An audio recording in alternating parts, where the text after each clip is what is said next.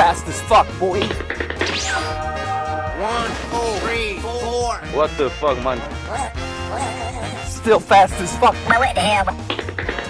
1, 2.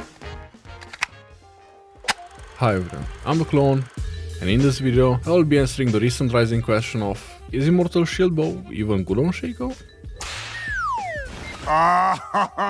To be fair, I played with Immortal Shieldbow before it became popular, but I only used it with a no mythic build, where I would build it only later on as a 4th, 5th or even 6th item, as I always valued Essence River into Collector with Infinity Edge and Lord Dominic's a lot more. But I've noticed people are going for Immortal first, and you know, it made no sense to me. I mean, this item has decent stats like 55 AD, some attack speed, lifesteal, and on top of it crit, which means that you can get to that sweet 100% crit at full build. But Shaco's not a stat stick, meaning that you don't benefit that much from stats as your abilities don't scale that hard. You need items that synergize with your abilities in order to help you one-shot your targets, like Essence River, Collector, and Prowler's Club for instance. Immortal Shieldbow's passive feels more like it's meant for either noobs that get into sticky situations,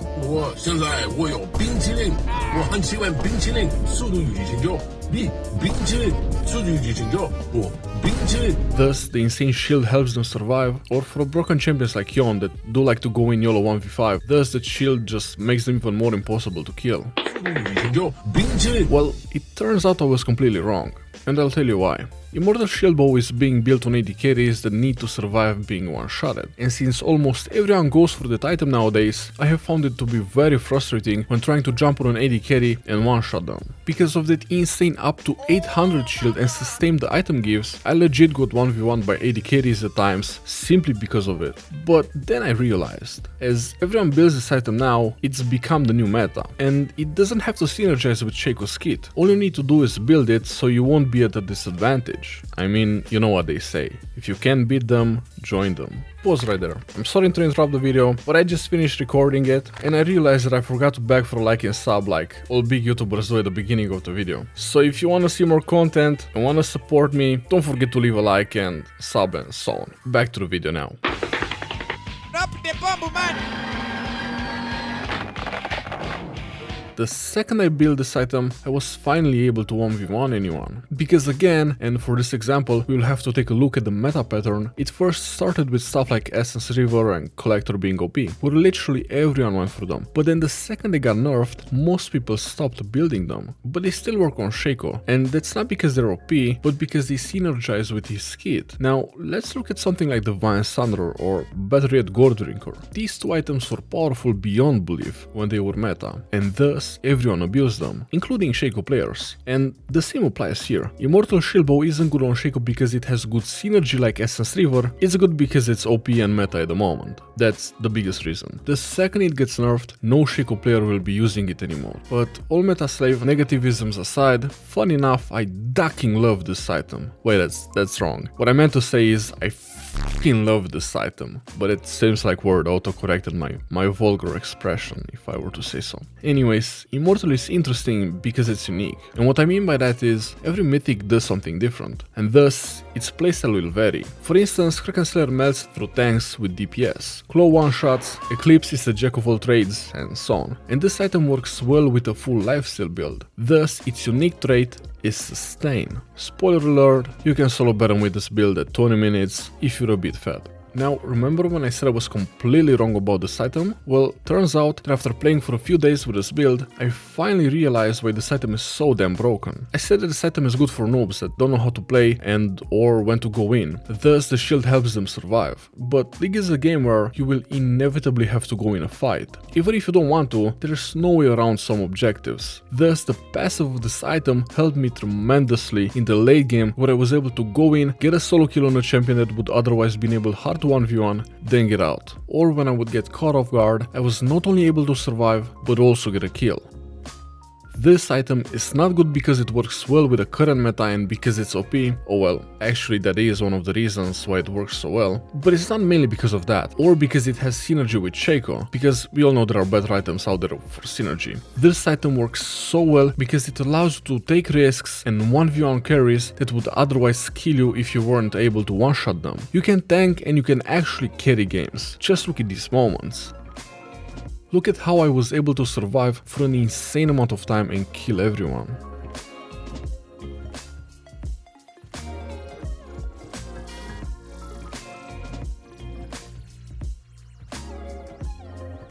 Now, you might say that this item is really good, but there's no way you want to go for it first, as we all know that going for stuff like Kraken Slayer first, for instance, it's a huge mistake as that item has an abysmal early game power spike, and it's somewhat similar here. Except, when I checked what other people build, I've seen them to go for Immortal first, and that made no sense to me. So what I did was play. I played with as many build variations as I could, and to my surprise I realized that going Dark with Berserkers into Essence plus Collector and only after Immortal is not the best option. The best build path that I've found is the following, and it may be odd, but Dark with Berserkers into Nunkweaver and then Immortal Shieldbow gave me the best results. And from what I've noticed, that's because by the time you get to build both Essence and Collector, most enemies already had Immortal and it became much harder for me to 1v1 them or one-shot those carries. Thus, going Dark first with Berserkers ensures you the best item combo to carry the early game, but then going straight Immortal to not fall behind against meta slaves later is best. Then you go Essence into Collector. And like with Kraken where you specialize against tanks and so on with Bork, here with these items you can both melt carries and deal with tankier stuff. And as I said before, because of the sustain you have.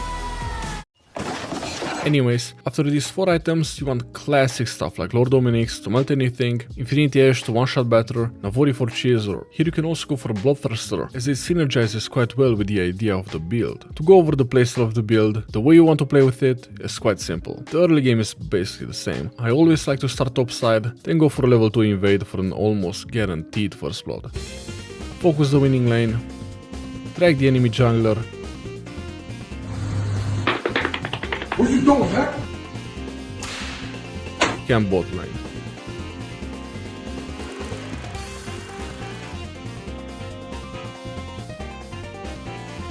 I mean, hashtag better bot lane always wins, am I right? Anyways, especially go for the first rake, as you'll both demoralize the enemy jungler and also the enemy bot lane, as they will feel either responsible for not paying attention / wording properly, or they'll just blame their jungler. Hashtag it's always the jungler's fault no matter what. Even if you lose in a 1v1 in lane, always blame the jungler. Baker, what was that? Baker with a huge play, the QSS. Oh, and of course, don't forget to ping spam his ass after you die. Anyways, get a Herald and always use it before minute 14 to get maximum plates. Especially use it in a lane if a tower has only 2 plates left, as the Herald will one-shot the tower and you'll also get the bonus gold from the first tower. Besides, you can also surprise enemies like that from behind and thus get an easy kill. Solo Baron if you feel safe at minute 20, and in the late game try to be as aggressive as possible. You can pretty much 1v1 anyone, except for Graves of course. Oh, and the best part about this item is that the shield also procs on the clone, which will, funny enough, always fool enemies into thinking that is the real Shaco.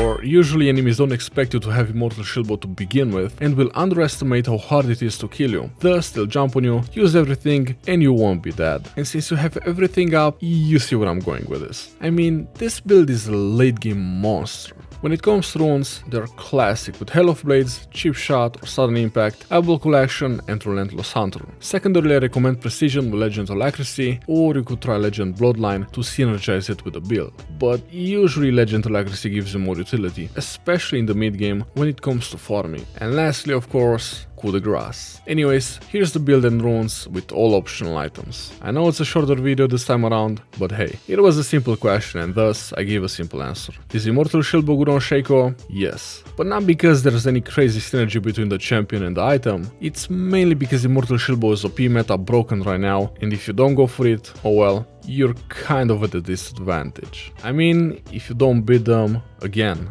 just join them, right? Either way, as I said, it has carry potential and shines really bright in the late game. Thanks a lot for watching. If you want to see more content, don't forget to drop a like and subscribe. It's what motivates me to make more videos. Anyways, as always, until next time, stay safe.